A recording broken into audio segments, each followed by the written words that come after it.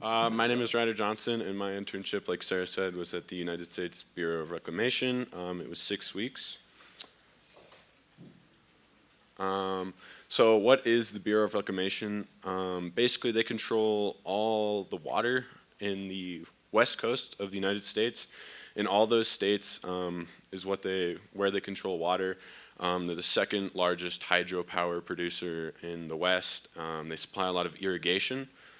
And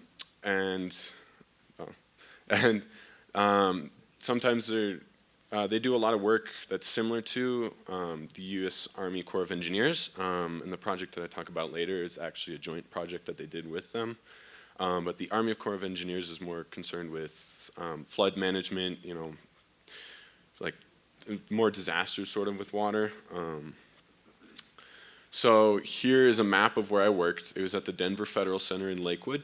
And every day I worked in Building 56, which is a red circle. I ride the train to that station from Golden, and then walk to gate number 4, show the guard my ID, and then walk through to Building 56, which was the hydraulics modeling lab building.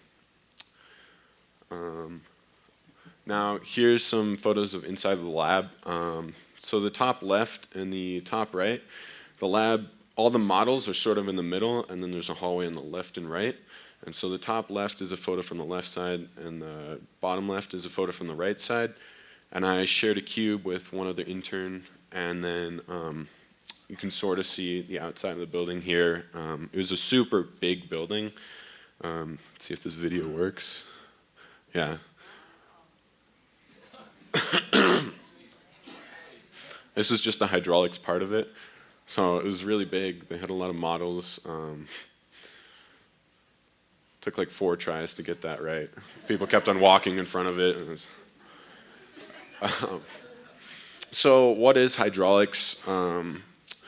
Hydraulics it's sort of the branch of science technology that's concerned with the moving of water, not necessarily the natural.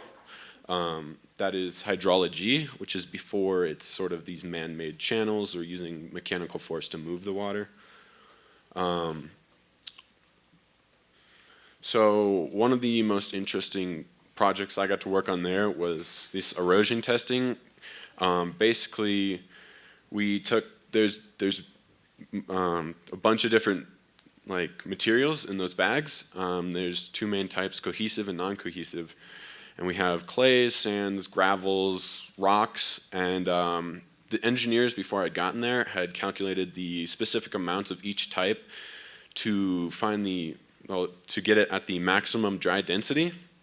And then from there, they had also calculated what's called the optimum moisture content. So it's just the right amount of water to mix in to make the mixture the strongest it can possibly be. And then they'd pack it into this test chamber, which is like a flume machine you can see here. And actually, that little red circle right there is where it was packed in. It's kind of hard to see. And then they would run water over it at varying flow rates and slopes. So they would change the slope and the flow rate, ranging from 3 cubic feet per second to 8. And it was like negative 0.2% slope to 0.8%.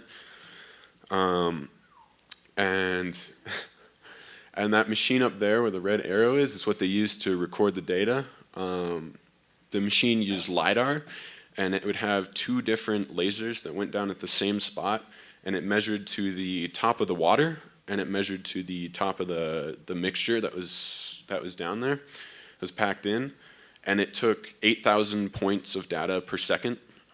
So it would move around, and it would average all those points to sort of get the most accurate it could be.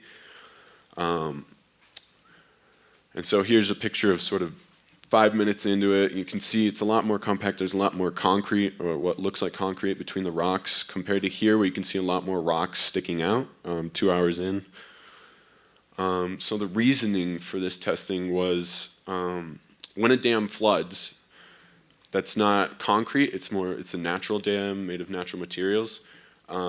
When it floods, the engineers there, depending on the mixture of rocks, can sort of calculate how much is going to erode over time. So if they need to evacuate downstream or they can calculate how much damage is going to happen, so they know how much they're going to have to repair afterwards. And that's why it was a joint project with the Army Corps of Engineers, because that's what they're focused on, is the flooding prevention and flood control aspect of water. And another thing, the Bureau of Reclamation did a field trip to Green Mountain Dam, which is about an hour and a half drive outside of Denver. It's one of their dams that the Bureau owns. It's also a hydropower plant. So it was cool to see how that all worked and what they did there.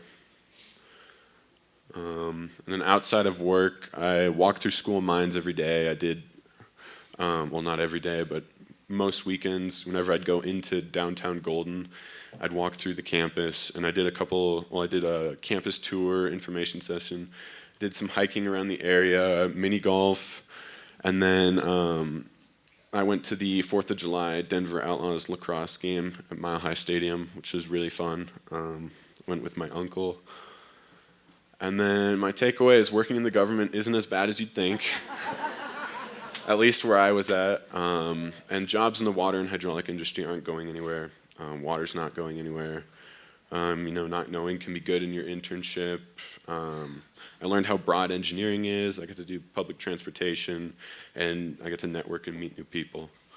And my advice for future interns is take advantage, apply, learn as much as possible. Don't be scared or nervous. You're not going to know much, but you'll learn more. Meet new people and just have fun. And thank you to everyone.